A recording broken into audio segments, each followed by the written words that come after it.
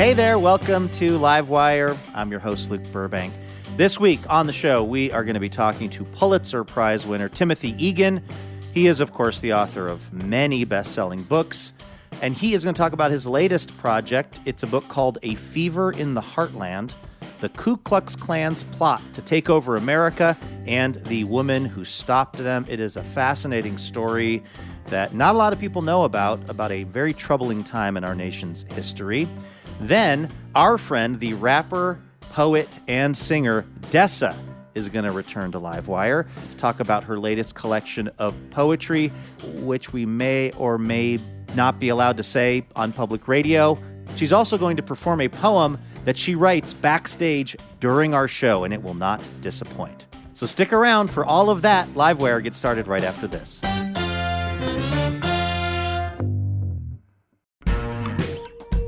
Ever wondered what it's like to live alone, hidden in the woods, not speaking to a single soul for 30 years? Or wander the desert, uncover a hidden well, and dive to the bottom of the deepest waterhole for 2,000 miles? The Snap Judgment Podcast takes you there with amazing stories told by the people who lived them. Snap Judgment. Listen and subscribe wherever you get your podcasts.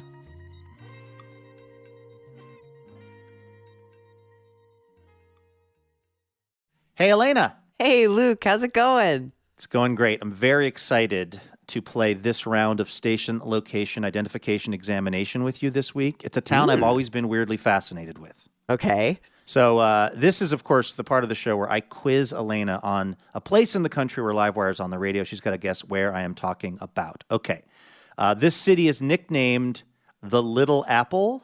Oh, is it like Albany, New York? It's not in the state of New York, but it has the name of a very sort of important part of New York City. Oh, interesting. Let's move on to hint number 2. It's a bustling college town in the Midwest, and the name of the town is also the name of one of the boroughs of New York. Some might say the centerpiece of the boroughs of New York. Oh, Bronx, Montana. Close. Manhattan. Kansas. Oh! Manhattan, Kansas. That's right. I have a bunch of pals in Manhattan. They teach at the university there. What's up, everybody? They're tuning in to KANV radio there in Manhattan, Kansas. It's part of Kansas Public Radio. Woohoo! Shout out to all of Elena's friends out there. All right, shall we get to the show? Let's do it. All right, take it away. From PRX, it's...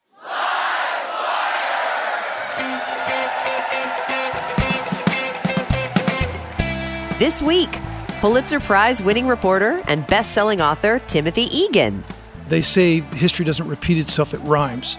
The thing that's so disappointing is how then they could fall for a con man, how now a con man can come along and tell a million lies, and so many people will still follow him. And musician and poet Dessa. There is always a tinge of fear, right? Because a stage dive that is unsuccessful is an ambulance ride. With music from our fabulous house band.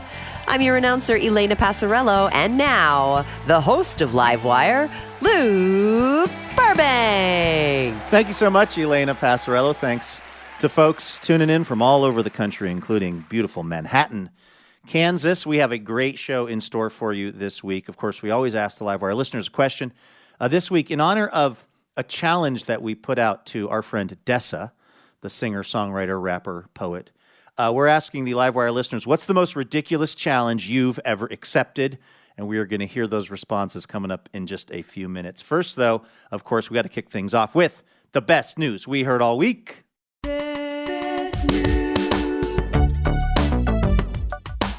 This right here is our little reminder that there is some good news happening out there in the world. Elena, what is the best news you heard all week? Graduation news. So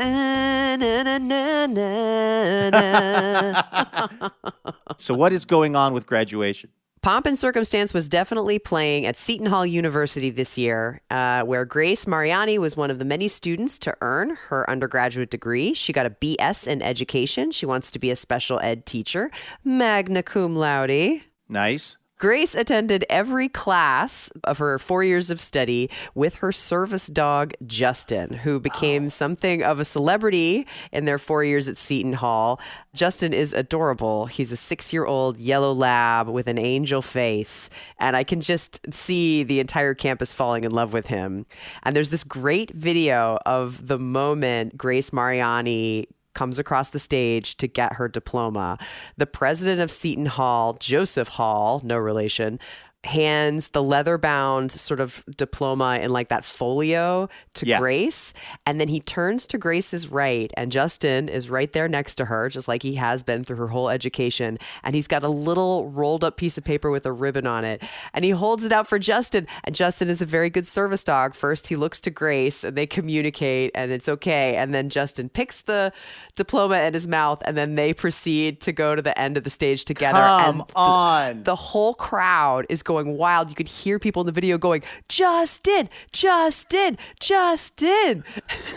That so is cute. so great. Actually, academia and higher education also plays a role in the best news that I saw this week. It takes us over across the pond to Cambridge, where a person named Dr. James Wade is on the English faculty there at Cambridge. And he was just, picking through the National Library of Scotland and was looking and found this very interesting document from 1480 kept by a person named Richard Heeg, who it turned out was a cleric and a tutor who worked for a noble family. And in it, Richard is detailing a big night out where he saw what they think might be the first ever recorded stand-up comedy performance. I love it when we have a good stand-up on Livewire.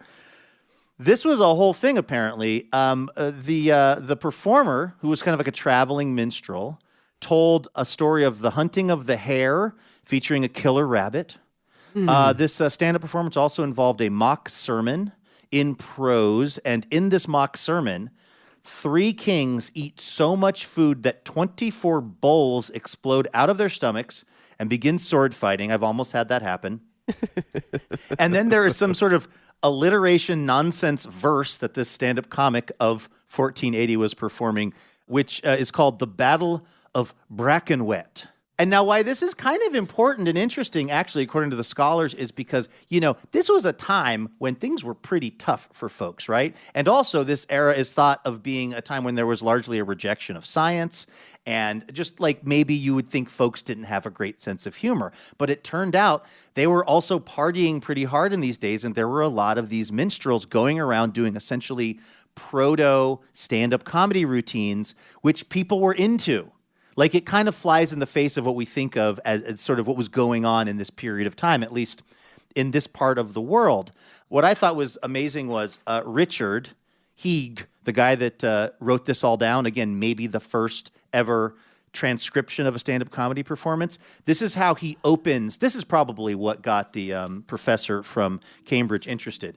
The opening line of his kind of recording of this says, "This is recorded by me, Richard Heeg, because I was at the feast and I did not have a drink."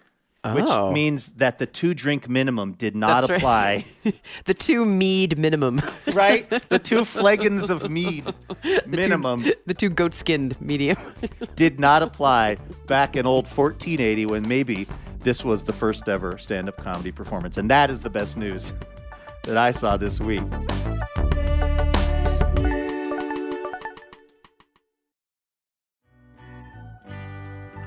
All right, let's invite our first guest on over to the show this week. He is a frequent guest on Livewire, also a Pulitzer Prize-winning reporter and columnist, and he's the best-selling author of 8 books, including The Worst Hard Time about the Dust Bowl, that won a National Book Award. His latest book is A Fever in the Heartland, the Ku Klux Klan's plot to take over America and the woman who stopped them. Kirkus calls it riveting history, excellently rendered. Take a listen to this. It's Timothy Egan right here on Livewire.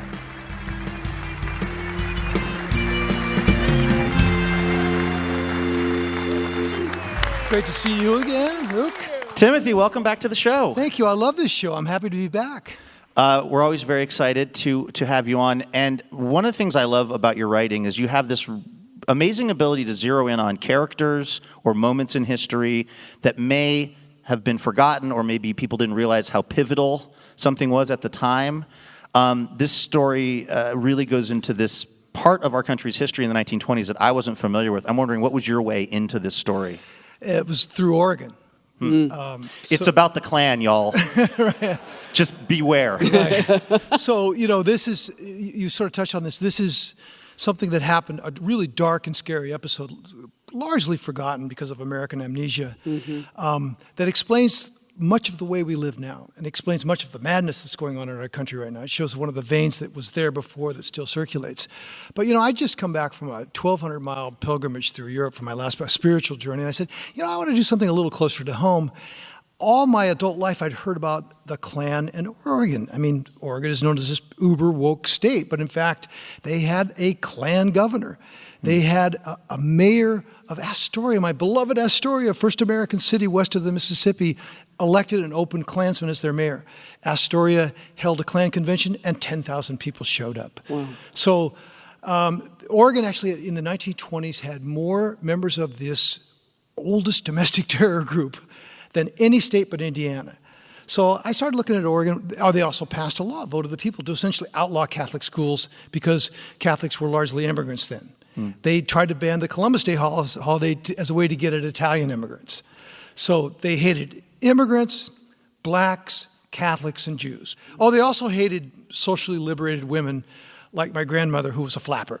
Wow. They didn't like these women leaving their husbands to go out at night, or single women, how dare they go into the speakeasies, dancing to black jazz. That really stirred them up. I'm wondering about 1920s Indiana. That seems like an interesting place for the Klan to have this intense stronghold, considering that Indiana fought on the side of the Union. So from Oregon, I realized the real story was in the dead center of the country, the quintessential American state. Now, a couple of simple, horrible facts. 1 in 3 white males in the state of Indiana in the 1920s belonged to the Ku Klux Klan. 300,000 people put their hand on a Bible and swore to, quote, forever uphold white supremacy. Wow. And they had very few Jews, very few African Americans, although blacks were moving north because of the Great Migration. Not even that many Catholics. It was the most homogenous of all American states. It was Rockwellian America on the surface. And these Klansmen were merchants, bankers, preachers, politicians, judges. They weren't toothless rubes living under bridges. They were the people who held their communities together. So because it was so homogenous, they feared the churn of America of the 1920s, the great change going on. So this Grand Dragon who I write about was, you may recognize him today as he was a con man. He knew how to play to people's fears. He lied by way of respiration. As in, if he was breathing, he was lying. Right. God, Exactly. that reminds me of somebody. Some of the sentences in this book were like a weird time warp. Like, wait, who am I reading about now? What 1920s, 2020s? Because they could very easily be applied to some figures. It's unfortunate for our country, but this is an American archetype. I used to call him sort of the music man of hate, the Grand Dragon. He would go from town to town, and they would start in these churches, these Protestant churches, and he'd bribe a minister. And then they'd go to the fraternal clubs. It was the golden age of the Oddfellows, the Elks, and they'd steal from them their silly rituals and their secret handshakes and make that part of it. But what was so horrible about this Klan, on the surface, again, they were very mainstream. They had a Ku Klux Kiddies, where 8, 9, and 10-year-olds would go to their little dens and put on hoods and robes and learn who to hate. They had a women's brigade that had 2 million members. Wow. They had barbershop quartets at their rallies. But beneath it, they were still all about fear of others and terror. And also there's a hero of this book, the woman who stopped the Klan, or at least struck a real blow to their movement. And I want to talk about that woman when we come back from this quick break. This is Livewire Radio. We are at the Reeser in Beaverton this week talking to Timothy Egan about his book, A Fever in the Heartland. Stay with us. We will be right back.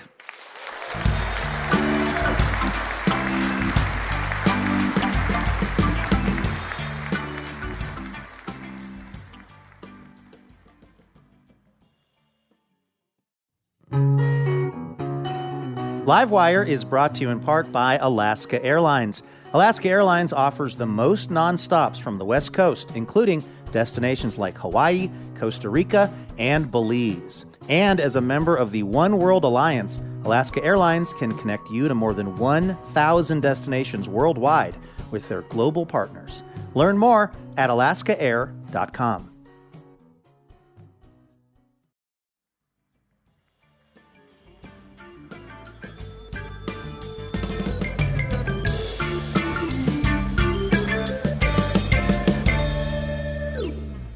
Welcome back to Livewire from PRX. We're at the Patricia Research Center for the Arts in Beaverton this week.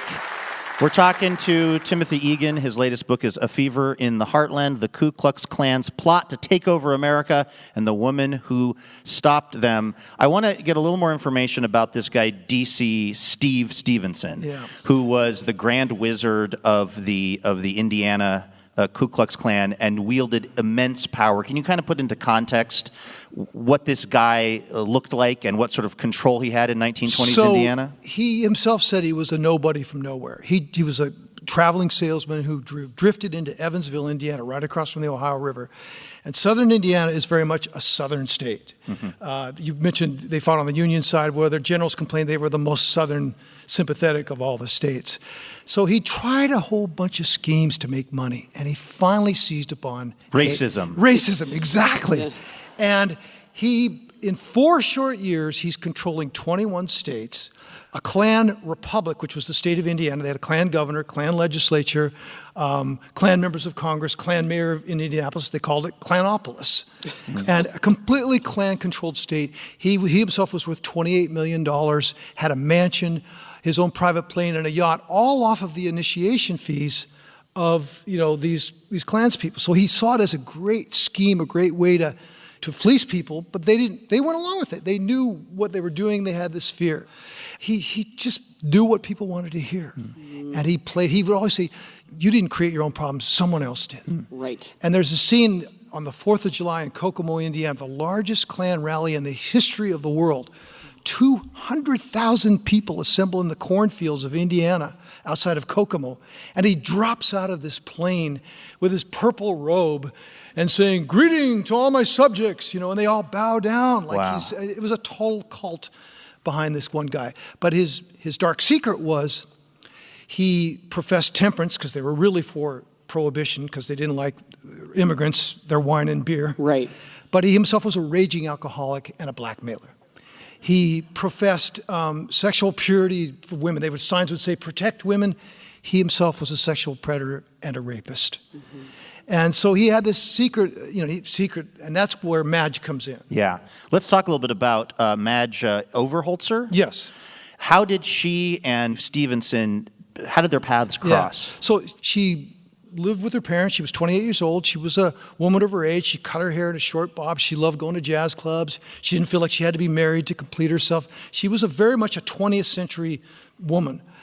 But her job was at risk. She had a state job. And so she had to go to the Grand Dragon, who controlled the whole state. Wow. Now, let me just give you a quick context here. Other people had tried to bring down this Klan. The NAACP came into town and said, we blacks have been the most loyal voters for the Republican Party since Abe Lincoln. We're going to bolt. They told Calvin Coolidge, if you don't condemn what's happened here in Indiana. And Silent Cal remained silent. The University of Notre Dame, which the Klan planned to bomb the Golden Dome because they hated Catholics so much, there was a riot in South Bend where the students went out, and they were mostly Irish-American kids, so they threw potatoes at the Klan and routed them. And the next day there was a huge headline in the Chicago papers, students rout Klansmen, and it gave birth to their nickname, the Fighting Irish. Oh, really? Which came out of that riot in 1924 when the Notre Dame students routed the Klan. That was the last likable thing the Notre Dame fan base did. That's true. I have to say I agree with you. Be a lot of Oregon fans here that have mixed feelings. I do agree. You're absolutely right. But here's the context. Some important institutions took a swing at this monster, and they all failed. The only one who was able to bring him down through the horror of what happened to her, and I don't want to spoil the story, she became one of his victims. But she bravely, her words in court were able to bring this monster down. He said she was a nobody. He was the law, is what he said. I am the law. Having looked now at the Klan back then, and I'm sure you're also kind of analyzing it through the lens of our modern politics, do you see some of the similar things when we have despots with authoritarian tendencies and armed militias, people showing up in the public space with weapons? I mean, do you see troubling similarities? Well, of course, Luke, you don't tell these stories just because they're good stories. And, they say history doesn't repeat itself, it rhymes. Yeah. And this is one of those things where you see a lot of the things that are happening today just repeating themselves. Now, the thing that's so disappointing is how then they could fall for a con man, how now a con man can come along and tell a million lies and live an awful life, and so many people will still follow him. If you say the right things, people are willing to forgive that. Also, the slogans were very similar. So the Oregon Klan slogan was, "Make America a country for Americans." It's pretty close. I mean, that barely fits on a hat. Yeah, that's true. That's true. Why they had to shorten it. And they had 6 million members nationwide. Their goal was the White House. And they were on their way to 20 million people. They marched down Washington, D.C., August 8th, 1924, 50,000 Klansmen. So today, if you go to call a press conference and you say, "I'm a member of the Ku Klux Klan," you're shamed and hooted. And in 1925, if you said, "I'm a member of the Klan," people would come up and you say, "Howdy, neighbor." Wow. It was that ingrained in society. Now, we've forgotten this. The Klan is toxic, but their ideas still float around. We're talking to Timothy Egan about his latest book, A Fever in the Heartland, here on Livewire Radio, coming from the Reeser in Beaverton, Oregon this week. Should we take that as some small comfort that the Klan is sort of reduced to this very sort of hated organization now, as opposed to how it was in your book in the 1920s? Certainly. And there are good Hoosiers, as they call themselves. I believe we're on in Indiana, so we just want There's some great to say to Hoosiers those out there. folks. I'm still waiting to get my blurb from Mike Pence. And, God, he hasn't responded. I mean, the fact, though, that, because it's so easy to feel like this is the darkest timeline, like we're currently in the darkest timeline. Right. But we are not in a timeline where the Klan is allowed to run a state openly. Right. So, I mean, does that represent some progress? Of course that. And I believe in the quote that the arc of the moral universe is long, but it bends towards justice, that Martin Luther King Jr. said and Barack Obama said. And it's hard to continue believing in that. Our better angels, as Lincoln said, sometimes get their asses kicked by our worse angels. But I'll just give you a couple quick examples. They passed all these eugenics laws, including one here in Oregon, where they involuntarily sterilized so-called undesirables. And those were promiscuous women. Those are people who had epilepsy. Those were alcoholics. So they would, deem you undesirable and unable, and 30 states had these laws. That was one of the Klan's biggest things. They're off the books entirely. One of their big things was to make it a felony for two members of the same race to marry. And they passed laws in many states that outlawed marriage of different races. Those are off the books finally after a Supreme Court decision. Yes, upsettingly recently, though, in a lot of places. You're right. And we just passed a federal lynching law, which was the whole point of the NAACP when they started last year. Wow. Joe Biden just signed it, the federal lynching law. So, I mean, it's a hard story, but there are good people in here.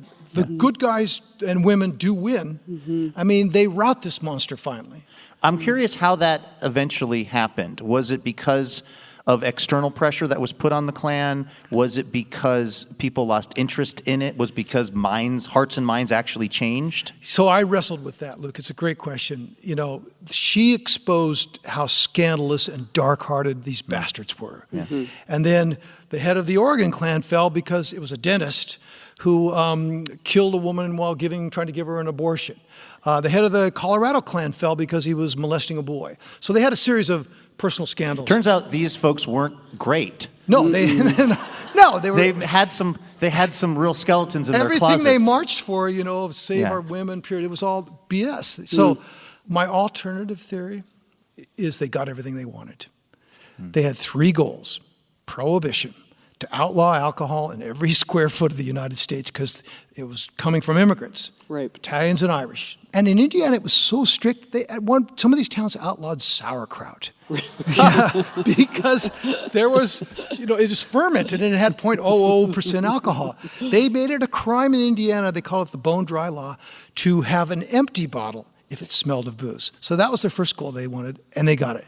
Number two, Jim Crow moved to the north. And Washington, Oregon, they had redlining laws. Banks refused to loan to African Americans.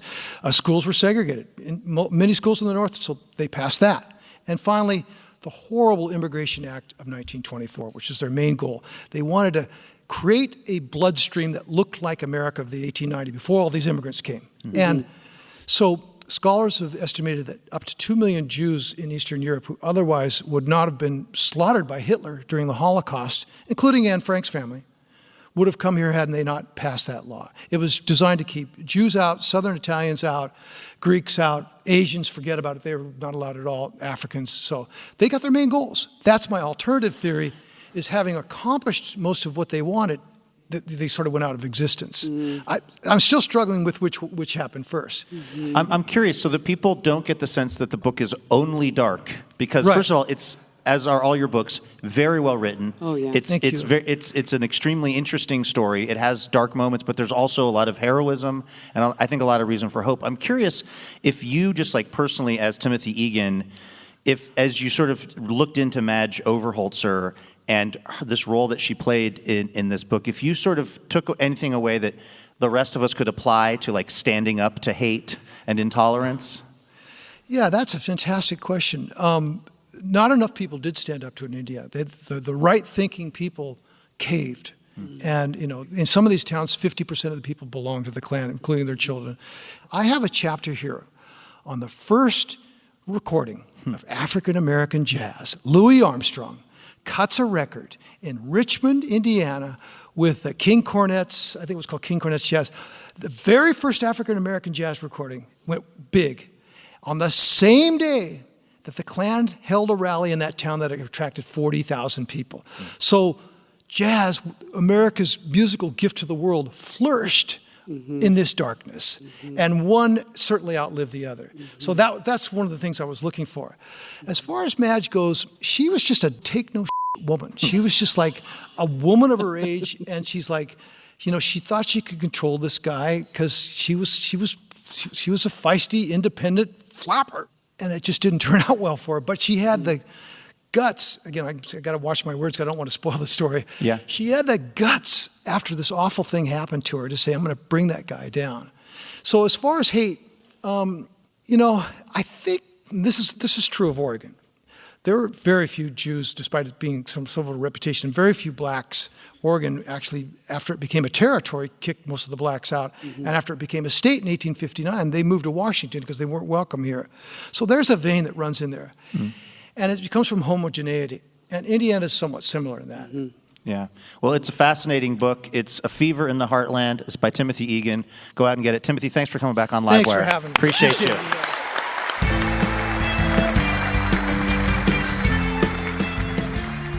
That was Timothy Egan right here on Livewire, his latest book, A Fever in the Heartland, the Ku Klux Klan's plot to take over America, and the woman who stopped them, is available now.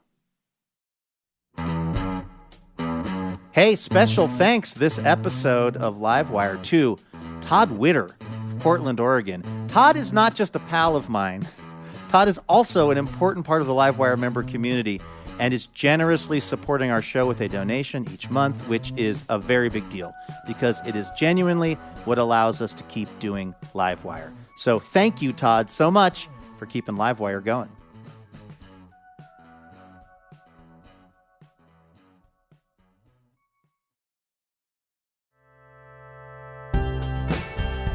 This is Livewire from PRX. I'm Luke Burbank here with Elena Passarello.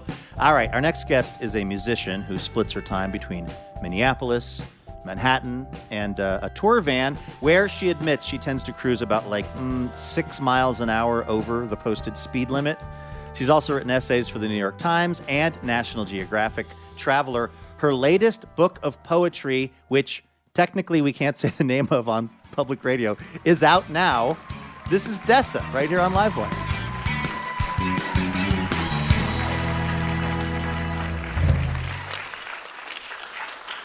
Hi there, Dessa. Welcome back to the show. Thanks for having me. Now, you're an incredible musician. We've had you on as a musical guest before. You're a writer. You're a podcaster. And one of the things I loved about this book of poetry is that you really take us kind of behind the scenes of like the life of being a touring musician. And so I thought it might be kind of illuminating for everyone to just jump right in on a poem about that. Can you read How to Stage Dive? 100%. This is a poem called How to Stage Dive. Pay attention to your posture while singing and practicing guitar. High school is a great time to start. At your first open mic, speak and sing more slowly than feels natural. Time moves differently up there, and it always will. Accept every performance that you are offered. When you get a plain envelope with some cash in it, pay a little tax anyway. The humblest shows in coffee shops and rec centers will be the most important of your career because the shy kid in the back grows up to work for Warner. Arrive on time, even if the headliner is late. Don't eat or drink anything expensive backstage unless you are invited. Stand by the merch booth after a show. If you played well and you have a Sharpie in your hand, it will occur to somebody to ask for an autograph, and then a line will form. Carry reserves of aspirin, allergy medicine, and hot sauce. This habit will double your value to the touring party. Nobody is named Hey Sound Man. Do not trash the green room. Little clubs are owned by the same people who own big clubs, and you will have to come back to Omaha someday. Hire people that you trust. Keyboard can be learned. Character cannot. Yes, a grilled cheese sandwich can be made with a hotel iron. Do it once and then get over it. The grease is messing up everybody's clothes. Help load in the heavy gear. The band will notice and talk about it when you are not around. Your van will be robbed. Bring the merch cash and your laptop inside every single night. When your name is on the marquee, take a picture. You're allowed. Perform at least one song very well during sound check because the bartenders are listening. And they are the viceroys here with the ear of the booker whose pen signs your check. White shirts will show sweat rings. Tight stripes confuse the TV cameras. We all wear black on stage for a reason. Invite your openers to help themselves to the cheap beers. Save the good stuff for your people. Pick a city where you have a strong draw, preferably a sellout. And towards the end of the set, play your second biggest song, ask the band to loop the outro. Walk to the edge of the stage. Take a small step that puts your toes over the edge. Lift your arms. The front 2 rows are close enough to see what you are thinking already. Rock back twice in time with the music to prime them, and then jump. Land on your back.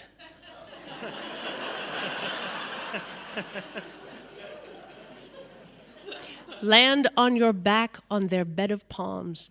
You will not feel weightless. You will feel the full heft of your grown body muscled up to the light by drunk people of varying heights. And you will want to lift your head to look back at your band, your friends on stage, to say, "This is madness," or "Come and join me." But you don't have time for that because now you have to focus. Look up at the ceiling, the light tresses, the calcified smoke. Feel the fingers curl around your ankles. Listen to the voices below coordinating your safe passage. Make yourself into a battery to store some of this feeling because it is the currency of your life. And it is only ever dispensed this way, sandblasted. And there will be many months and some years where you will receive no payments at all, and you will need to draw on this reserve of elation and arrogance and selfishness and selflessness and communion while your friends buy dogs and houses. You can't steer, really. The crowd just sets you back on stage when it is time. Woo! That is Dessa, right here on Livewire, reading from her new book of poetry, You Know What's on the Moon.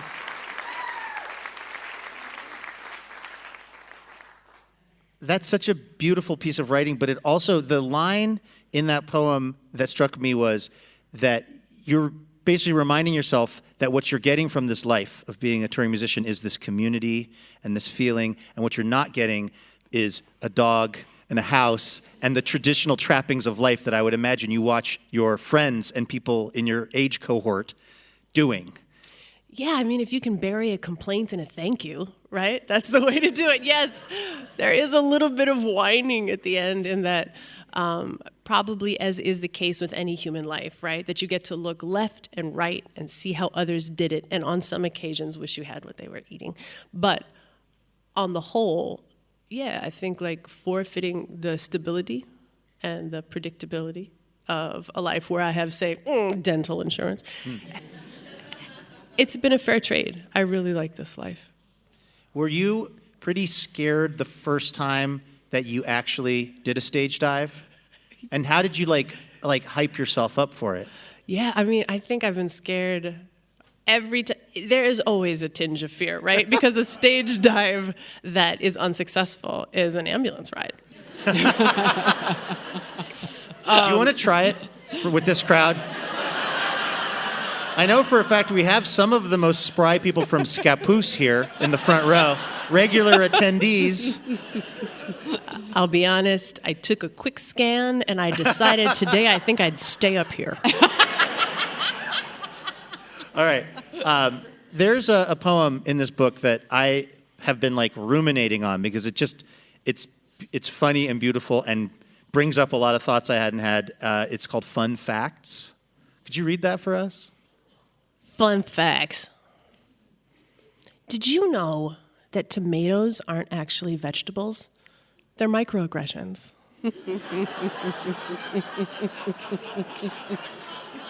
That if you squish a lightning bug on your finger, its closest male relatives will return to avenge him. That it takes your body 20 minutes after you've stopped eating to know if this was a date or just a friend hang. That even before the Chinese invented paper, wasps were making it. But before that, Christopher Columbus invented wasps.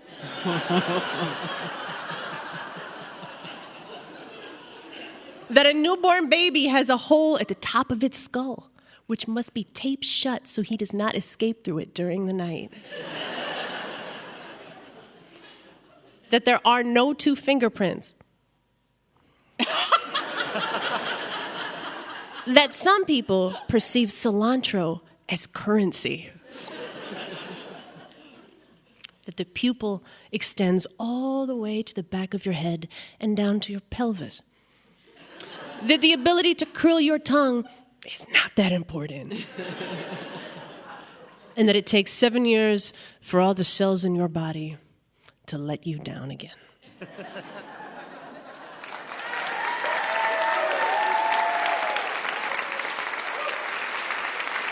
That's Dessa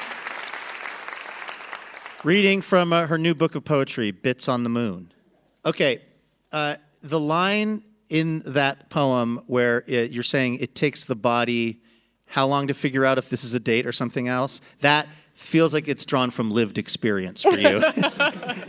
I mean, yes, but at the same time, I don't want to staple like the back of my hand to my forehead, poor me, because I think a lot of us have sort of like made a social overture where we were a little too shy to say, do you want to go on a romantic date with me at 7 p.m., right? Mm-hmm.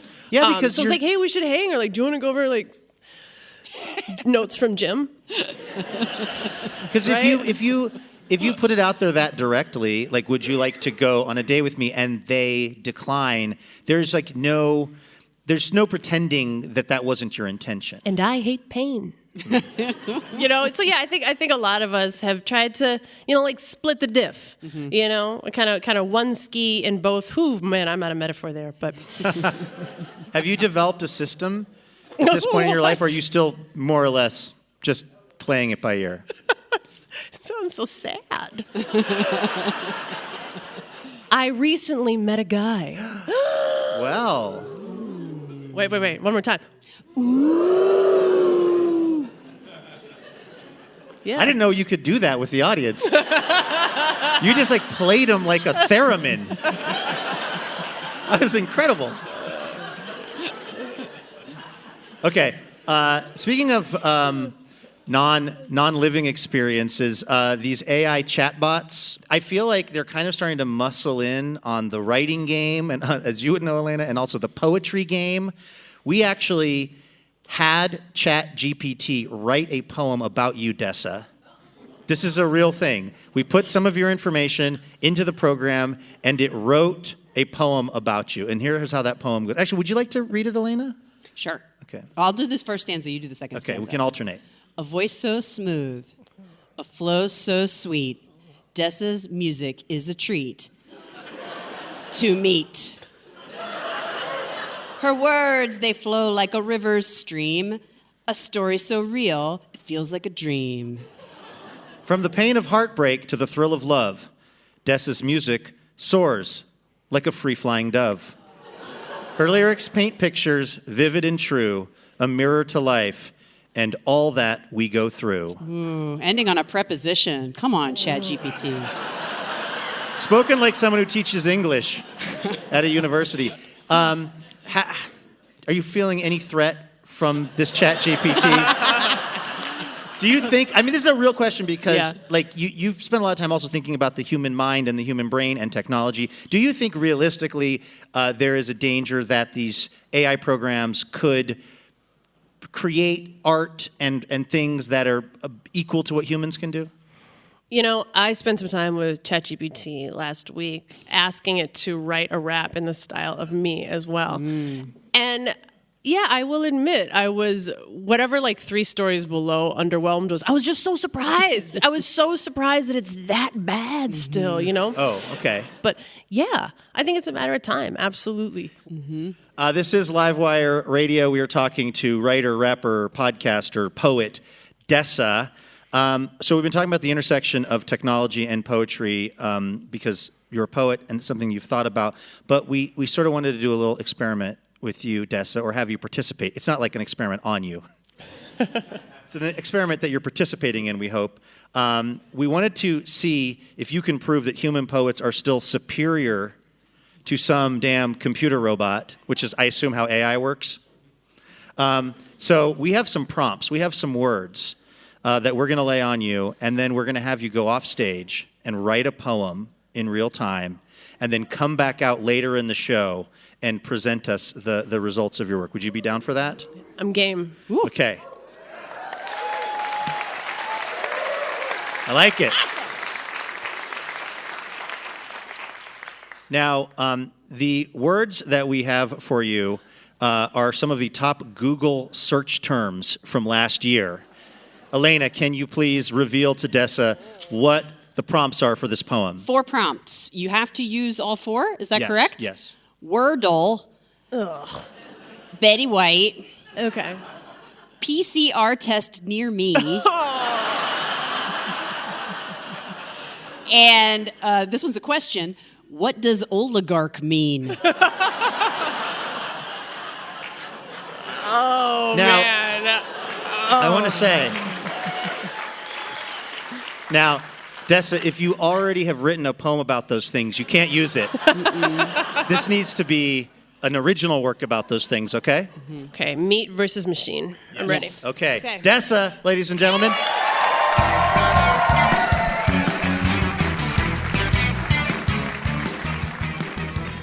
You're listening to Livewire. I'm Luke Burbank. That's Elena Passarello right over there. And we are talking to Dessa about her latest book of poetry, which we can't really say the name of, but just Google it. We got to take a quick break, but don't go anywhere because when we come back, we are going to hear the result of Dessa being off stage and writing that poem on the fly. And I've got a feeling it's going to be amazing. So stick around. This is Livewire.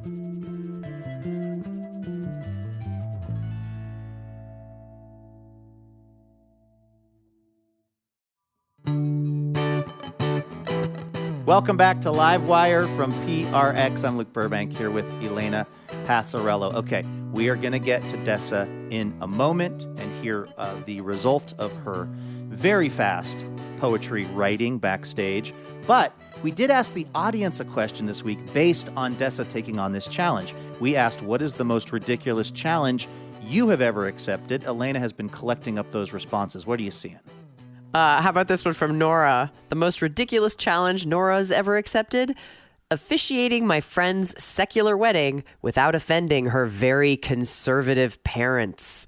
Ooh. I've only officiated one wedding, and I can tell you this now, Elena, because the marriage did not go the distance. I was literally sitting in a Starbucks the day of Googling wedding vows. Do not ask me to officiate your wedding because, like almost everything in my life, I will be doing it at the last minute and the quality of the work will suffer. I officiated the wedding of my brother to his lovely bride about a year ago. And immediately after, I was flying to San Francisco to do an Elvis impersonation for this project that I was working on. Yep. And so I gave my brother the option to get married by Elvis. And surprisingly, they said no. His sister as Elvis at this, I assume, very beautiful and well thought out ceremony. Yes, gorgeous, fancy wedding. And Elvis did not enter the building. No, he didn't. I think we're all better for that. Okay, what's some other ridiculous challenge one of our listeners took on? Oh, no, this one hits me where I live. It's from Ava. Ava says, going to a bookstore after deciding I am not allowed to buy any more books until I make a dent into what I already own. Oh, that is torture. Like when you go into an airport and your bags are full and you've already got books, but you have time to kill. So you go to like the bookstore and the airport and it's like, I can't buy anything. I have a friend who is so dialed in on his like travel stuff that he will take a book that he's almost done with so that he flies with it. He finishes the last, I don't know, however many pages, and then just like donates it or hands it off or leaves it sitting on a chair. And he comes back lighter than he went out. I do that with old New Yorkers. I travel with all of the New Yorkers that have been stacked up and then try to have like zero New Yorker sum game. You know? I have 15 years of New Yorkers at my house that I'm really committed to fully reading someday. Okay, one more ridiculous challenge that a Livewire listener accepted. Here's a terrifying one from Nick. Nick says, I once ate a ghost pepper on a dare. Yikes. There are entire channels of the internet now that are just dedicated to celebrities eating chicken wings that are too hot for them. And so many of them are so good at it, which really shows you how tough you have to be to make it in Hollywood. That's a really interesting takeaway from that. Thank you to everyone who responded to our listener question. We've got another one coming up for next week's show. Hang tight for that, though. I want to tell you about what's going to be in next week's show first. We are going to be talking to Sona Movsesian, maybe the most famous personal assistant in America. She, of course, worked for Conan O'Brien for many years, and she's a part of one of my very favorite podcasts. It's called Conan O'Brien Needs a Friend. She's got a memoir out. It's called The World's Worst Assistant, and in it, she explains how to be strategically bad at your job, but in such a way that you're unfireable. Then we're going to hear some stand-up from the very funny Marcela Arguello talking about the politics of airport parking. And let me tell you, they're complicated. Then we're going to get some music from Portland's very own Gemini musical duo, Brown Calculus. And we're going to be asking the Livewire listeners a question. Elena, what are we asking the folks for next week's show? We want to know, what is the worst job you have ever had? Boy, I tell you what, if we don't get any responses, I can go ahead and just take the ball and run on that one, Elena. All right, if you've got an answer to that question, what's the worst job you've ever had, go ahead and send it in on Twitter or Facebook. We are at Livewire Radio. All right, let's now get back to the live show. Now, if you can remember all the way back before the break, we asked Dessa, noted rapper, singer, poet, friend of Livewire, to actually write a poem backstage during the show based on some top Google searches that we'd recently looked at. So she was working away, she's back on stage, and we're going to hear what she came up with. Take a listen. Hey, Elena. Hey! Can you remind us of the prompts that we gave Dessa earlier in the program? Yeah, sure. They are Wordle, Betty White, PCR test near me, and what does oligarch mean? All right.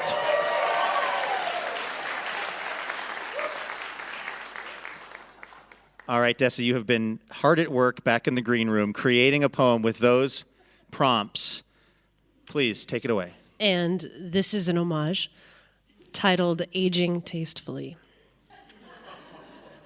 You couldn't be a better Betty than a Betty White. Tight curls, blue humor, and a lot of fight. Take me at my wordle, the world is full of hurdles, and the best place for a burden's at the bottom of a bourbon. PCR, perils come relentless. No matter our intentions, the circumstances test us, and if we're lucky to live long enough, trust that we will see a test near you and a test near me.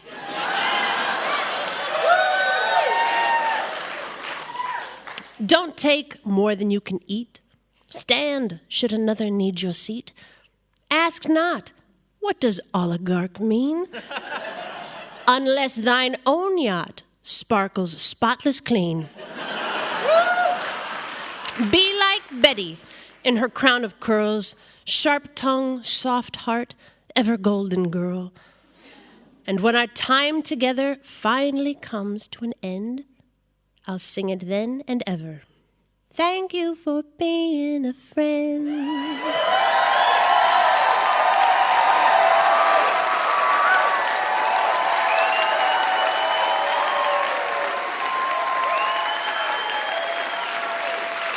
That was Dessa, everybody. That was Dessa right here on Livewire. I told you, she did not disappoint. Her new book of poetry, the name of which, alas, I cannot say on public radio, is available now. She's also performing with the Minnesota Orchestra in Minneapolis this summer, so go check that out. That's going to do it for this week's episode of Livewire.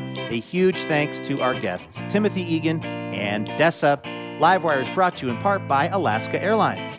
Laura Haddon is our executive producer. Heather D. Michelle is our executive director. And our producer and editor is Melanie Savchenko. Molly Pettit is our technical director and mixer. And our house sound is by D. Neil Blake. Trey Hester is our assistant editor. Our marketing and production manager is Paige Thomas. Rosa Garcia is our operations associate. Tanvi Kumar is our production fellow. And Yasmin Median is our intern. Our house band is Ethan Fox Tucker, Sam Tucker, A.L. Alves, and A. Walker Spring, who also composes our music. Additional funding provided by the Regional Arts and Culture Council and the James F. and Marion L. Miller Foundation. Livewire was created by Robin Tenenbaum and Kate Sokoloff. This week, we'd like to thank member Todd Witter of Portland, Oregon. Hey, Todd. For more information about our show or how you can listen to our podcast, head on over to livewireradio.org. I'm Luke Burbank for Elena Passarello and the whole Livewire team. Thanks for listening, and we will see you next week.